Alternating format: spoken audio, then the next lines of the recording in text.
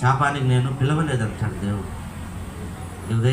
ఈ మధ్యాహ్నం కాలంలో దేవుడు మనలందరినీ ఆశీర్వదించాలంటే, దేవుని కృతజ్ఞతాస్తుతులు చెల్లించాలంటే ప్రతి విషయంలో మనం కృతజ్ఞత కలిగి ఉండాలా. చిన్న పని జరిగిన, పెద్ద పని జరిగిన కృతజ్ఞతాస్తుతులు దేవునికి చెల్లించాలా. దేవుని సన్నిధికి రావాలా. దేవుని సన్నిధిలో మోకరించి మన విన్నపములు ఆయనకు తెలియజేయాలా.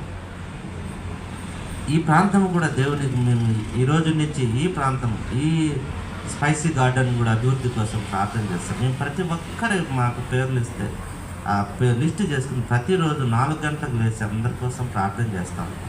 మాకు తెలిసిన వారందరి కోసం ప్రార్థన చేస్తాం. ప్రేయర్ గ్రూప్లో కూడా జాయిన్ కాబట్టి మేము మళ్ళీ ఆన్లైన్లో కూడా ప్రేయర్ చేస్తూ ఉంటాం. కాబట్టి ఉదయకాలం అందరి కోసం, మాకు తెలిసిన వారందరి కోసం ప్రార్థన చేస్తాం.